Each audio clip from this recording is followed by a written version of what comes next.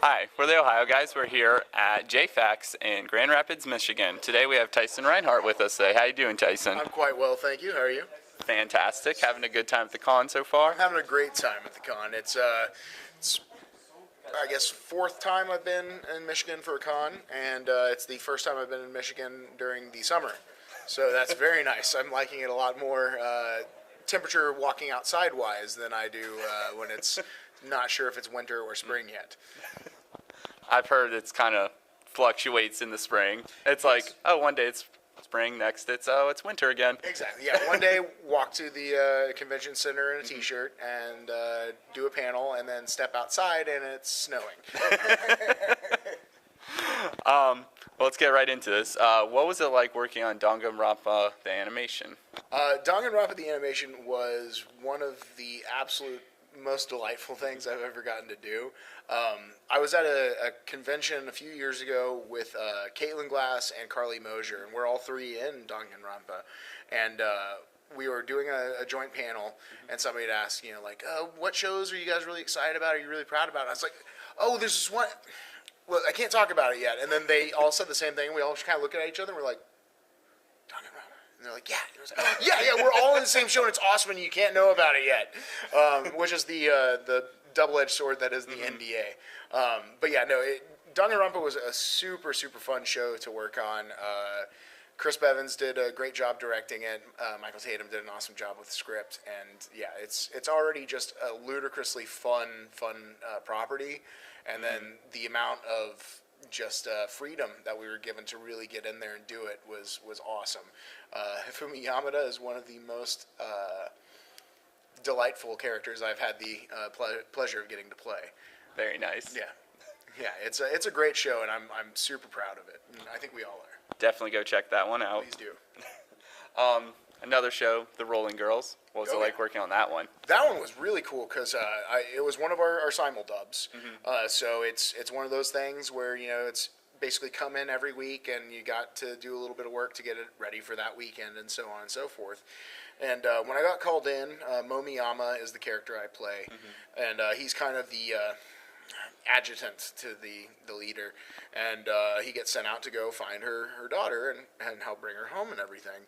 And so he starts off as this just kind of bureaucrat guy, and slowly throughout the progression of the series, you realize that he's actually kind of a secret agent, and he starts really becoming very cool and interesting.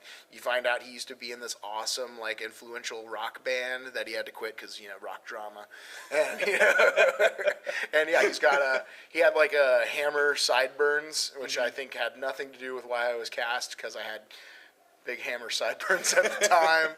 Colleen likes to cast me for shows that I look like the dude, so it works out pretty well. She's like, Momiyama just kind of looks like Daru from Steins Gate in a different world line. And I was like, yeah, fair enough, I can see that. But yeah, at one point I am surfing a rickshaw uphill. That's awesome. Yeah, and I was like, cool, dude, this is honestly one of the greatest things I've ever done. And I've done Daru and Danganronpa, so that's saying a lot. What was it like working on Ping Pong? Ping Pong is one of those shows that, once again, it's something that we were all very, very proud of, because it's such a departure from the norm. Your animation style is very, very different. It's much more organic, more fluid, if that makes sense, because it doesn't seem to be as... Sometimes they color outside of the lines kind of concept. It's very alive, which is really, really beautiful and interesting. It can be unsettling to some people because they're so used to the clinical, clean lines of anime. Yeah. Which is part of what got me into it, is because I would sit there and I'd watch an action anime and watch just the amount of detail that was put into smoke and fire, just in the background. And I was like, that is phenomenal, and that's such a small facet of what the entire project is, and they put that much detail into it.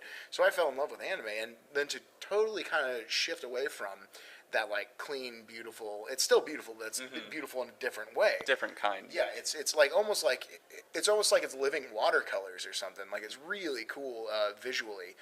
It's by the same director who did Tatami Galaxy, which is critically acclaimed, very, very interesting. It has yet to come over to the States, I think, but it's very, very well received in Japan. But I got to play a Biff Tannen-esque upperclassman who has like moose antler hair. And so I get to be just kind of like a general jackass and be like rude to the main characters, but I'm still a friend. I'm just that jerk friend, and so I'm just basically pulling Biff from Back to the Future and just being a general ass, and it's a lot of fun, and it's a really good show. There's like a stigma around sports anime that they tend not to do as well as other shows do because they are so geared towards a niche market. Yeah. But that's part of the beauty of Ping Pong is that unlike Free or some of the other sports shows, it is about ping pong, and it's about something well past ping pong. It's about like being the best you that you can be, and not allowing propriety or compassion to. You should have compassion and you should act proper, but you should not let that stop you from being the most you can be. If that makes sense. And that's something that the main character has to struggle with. And I think it's a really good lesson for everybody is, get out there. There's always going to be somebody better than you, but you know what? You're going to be doing a better job than a lot of other people. So get out there and do what you were made to do, and do it with everything in you, with your entire being. And that's an awesome thing for a show about table tennis. That's a pretty cool lesson. Definitely is. So definitely one you'd recommend it to somebody if they're not necessarily into a sports one, but. Yeah. I am not a sport person at all. Like, I grew up playing baseball. I like my teams and all that, but I'm not invested in them in the slightest. I'm not a sports fan. I highly recommend the show. Like, it is not a sports anime. It is a sports anime, technically, but there's so much more to it. It's a lot of fun. Very and nice. You get to hear me be an ass. What was it like working on Absolute Duo? Absolute Duo was a very original experience for me because Tatsu, my character, speaks solely in flexing. So I never actually had any lines per se, but whenever I would agree or disagree with something someone else said, it would be a stuff like that. And like that was fun, is making sure you don't do the same sound every single time because he's saying something in that flex. It's just we can't understand the language that he speaks, that his partner totally picks up on. So it was a lot of fun. It was totally weird. I was like, sweet, I'm a named character, and as one of the actors, we are always like, give me a name, just give me a name in a show. I love having a named character. And I'm like, sweet, I don't have any lines. Awesome. Definitely sounds like an interesting one. Yeah, it was really, really fun and just silly. Like I had a kick with it. And I was like, well, I'm glad that when you needed a dude to flex, you thought of me. What was it like working on Data Live 2? Data Live 2, I came in as a writer for the second season. I had watched over the first season just so I knew where I was going and everything. But it was a real delight because I got to work on not only what had already been set by the first season, but also to now start introducing more characters and help really give some more background to the characters that had already been there. And it's a lot of fun. The show is just eye candy. There's just pretty girls flying around, slashing stuff in half and blowing stuff up all day long. And if that doesn't float your boat, I don't know what to tell you. You're out of luck. Yeah, I mean, unless you want to see pretty boys running around, slashing stuff in half and blowing stuff, that's totally cool too. And there's shows for that. I'm just saying that Data Life 2 is one for the lovely ladies to blow stuff up. I hear Tiger and Bunny is a good one for the young men to blow stuff up. I don't know. Not my bag, but do your thing. Yeah. And then, what was it like working on Prison School? Yes. The fun one. Wait, I'm sorry. What show? Prison School? Oh, yes, I do believe I am familiar with that. Prison School was an absolute delight and an absolute nightmare at the same time. But it was only a nightmare about 7 weeks in. When I first got started on it, I saw it, and like many other shows, when John Bergmeyer calls me to talk to me about what I'm going to be working on next, he's the guy who assigns all the writing projects and everything. He's the head writer. He talks to me, and sometimes I get to kind of choose from a few different shows that are coming out. Generally, stuff like Attack on Titan. I just recently was the lead writer for Heavy Object. Those shows are more militaristic and have that tone about them, and that's something that I think I am more suited towards than some of the other writers are, just because I am just fascinated with militaria. But Prison School was one of those times where I was like, okay, so do you want me to write something military, sci-fi, whatever, or do you want me to do Porky's? Porky's, for those of you who don't know, is a movie from the early 80s about young boys who try to go to a strip club, and there's just a bunch of dirty humor. So whenever we get a show that is a harem show or something along those lines, I generally am like, so are we looking for the Porky's treatment? Is that what I'm doing here? And that was what I was told to do. I was told to, like, it's some sexual humor, be funny, have some fun with it, get out there and just do your thing. And that show on its own is wild. Like, people with less spine could get very, very offended by just what's happening in the show.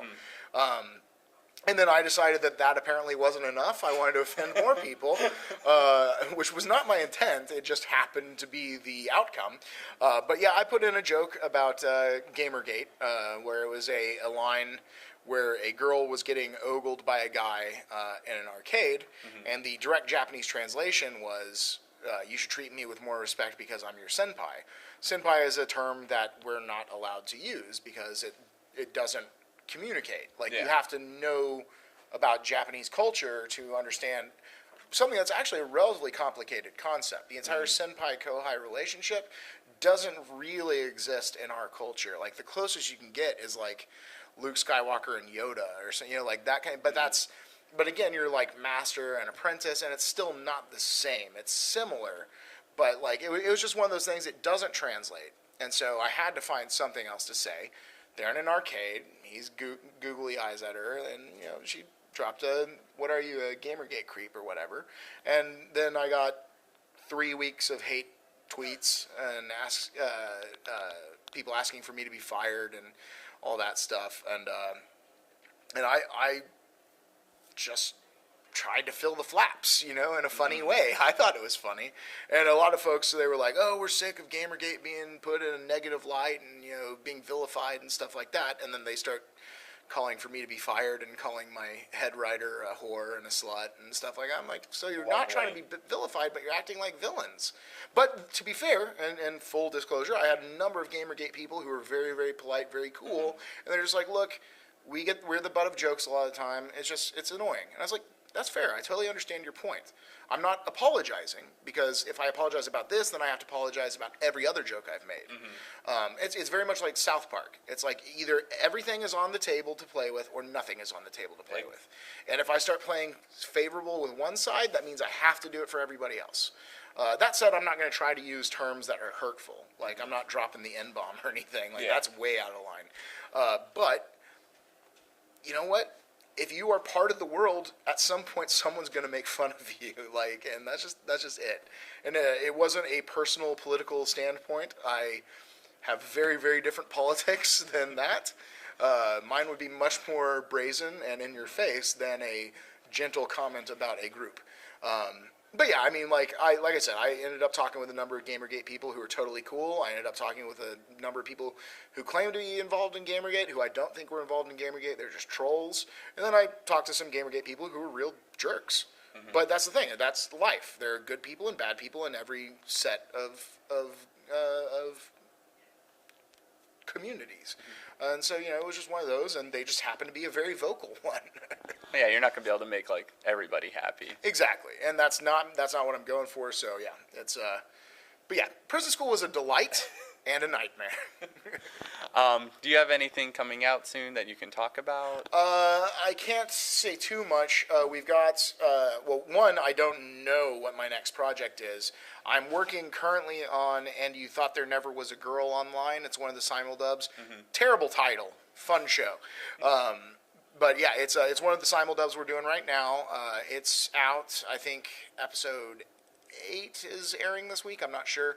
But yeah, it's a lot of fun. The next show, I don't know what I'm working on, but I do know our next batch is going to be another very quick turnaround simulcast batch. Like, we're talking even quicker than what we've been doing lately, like back to maybe even Space Dandy level quick. Oh, wow.